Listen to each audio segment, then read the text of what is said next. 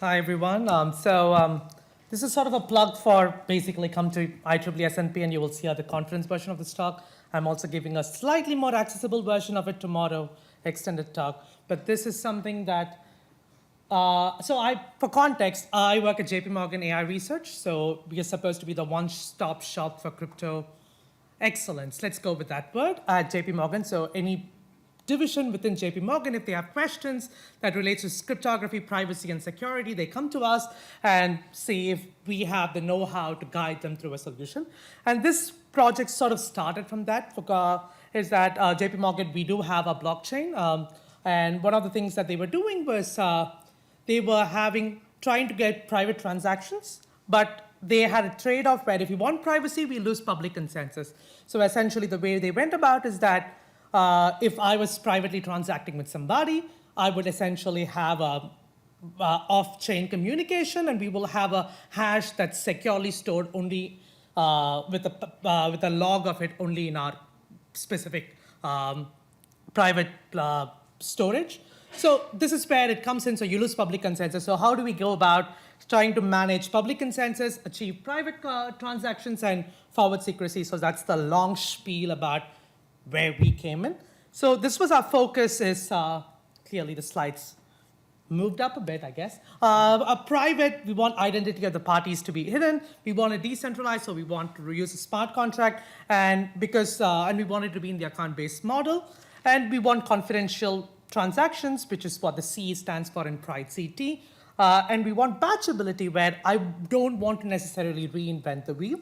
And concurrency is also something we were looking at. How many competing transactions can I make it go through so that I can still ensure that zero-knowledge proofs can be verified? Forward secrecy is something that I was working on from the secure messaging perspective, and where you don't necessarily want transactions in the past to be compromised the minute I get hacked right now. But this is all the more important in something like a blockchain, because the transactions are sort of stored for posterity, for perpetuity, right?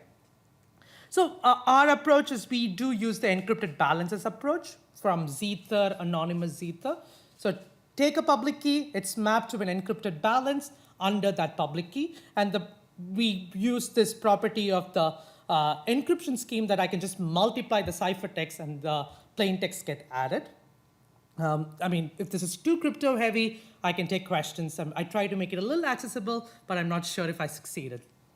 Then the transaction payload is where I basically said, hey, these are my set of receivers. Some of you are dummies. That I'm not calling you dummies, but they get zeros. But some of them get the actual payload. So I'm trying to hide in plain sight in some aspect. And now the balance can be updated homomorphically, as I said. Multiply to ciphertext. The plain text get miraculously added. Crypto magic, it works. That's how I pay my bills, so it does.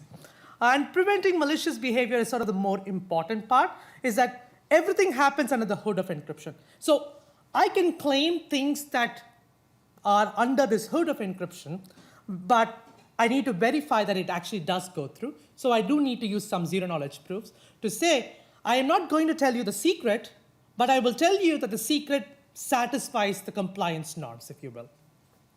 So this is basically our three-pronged approach. So now I'm just going to go through our smart contract and how we do various functionalities. So we essentially register an account where Alice comes in and says, register with the public key. So what the state now becomes for the smart contract is as an encryption of 0 with randomness 0 under the public key. This is OK because we know that the person has just registered. To fund an account, I will say fund to the public key mentioned here. The fund is now how much is my funding amount. And now I will encrypt fund under PKA with randomness 0. Imagine again, I can multiply the two. So the old balance was 0. The new balance is a fund. Math fund is the new balance encrypted. Right? And so this we use the ERC20's exposed transfer from and balance of functions. And burning an account is to say, hey, I'm done with your smart contract. Let me pull the funds out. But now I need to prove that I do know what the balance is, and I also have the secret key for that account. So this is where another zero-knowledge proof comes in, which is slightly easier to deal with. So now the smart contract verifies. It says, hey, you have successfully proved to me that you know the secret key, you know the balance, so you get your money back. Ta-ta, bye-bye, ciao. And to this, we use a transfer function because I need to transfer from the smart contract to the actual Ethereum wallet. And I want to do transferring. So this is the magic part, where now I would say, by public key, I own the secret key to it. And these are the public keys of the receivers. And these are the encryptions of the intended payloads. It can be 0, it can be some other quantity. And I need to attach a proof. So here there are several proofs that I need to prove. One is I am the owner of the account. The second is law of conservation of money. What comes out goes in somewhere. And all of the payloads is non-negative.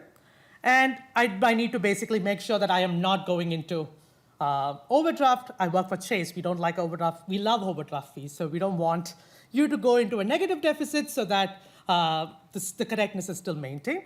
And the balance get upgraded if the proof succeeds. So these are roughly the smart contract. Now, I ran through it because I just realized I have a beautiful timer here, which I never noticed until now. So if you have any questions, I will take it. Otherwise, I'll jump to our evaluation. OK, great. I guess I'm doing a great job.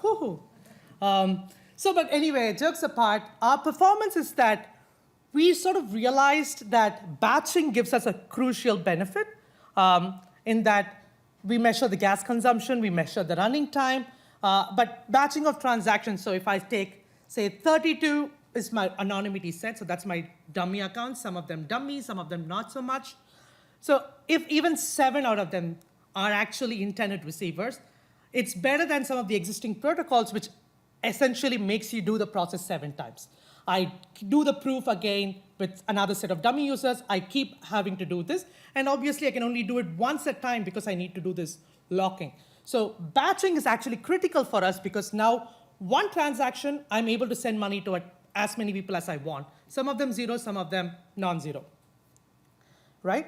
And the final piece of the puzzle that I was particularly curious about is what is the overhead to actually add forward secrecy to it, but perhaps more importantly, what is the meaningful definition of forward security? Because in secure messaging, it's sort of very nicely done as long as I've evolved a key, as long as I've updated a key. In WhatsApp, my prior conversations are secure. So that's how WhatsApp, Signal, I guess even Skype these days does.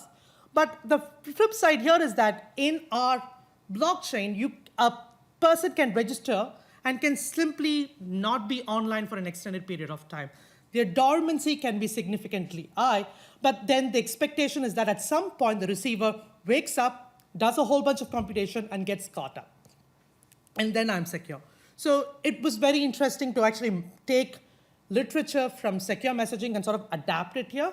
And we do have a model which we call PriDe, forward security until leakage, until the last update. So the minute I have an update, I'm secure. So that's sort of what we do here. And this is sort of criticism of existing methods that some of the reviewers were pointing out, saying, hey, I can wake up, I can keep creating a new account, and then but then at some point you just have this ever-expanding space of the user accounts, and at some point you need to really begin pruning them. And that's one of the reasons. And this is our crypto component there, where we bring in this primitive called updatable public key encryption. Yeah, I guess I have a minute left. Now I'll take questions too.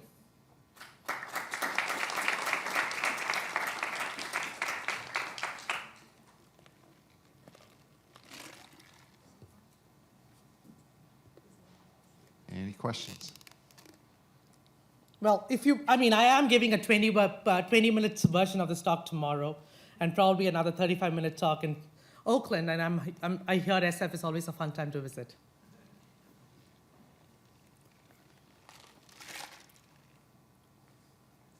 So, sorry, this is a very naive question, but for updatable public key encryption, is it possible to update to a key with a stronger security parameter? Oh, interesting question. I don't believe, no, because you have to assume that the parameters are fixed.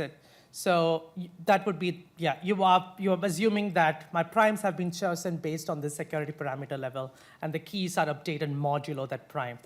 Though I guess technically our scheme does support the addition itself over the field of integers as opposed to, over integers as opposed to a field. So you might be able to play around with that, but typically the assumption is that the parameters have been set and then I keep evolving with that.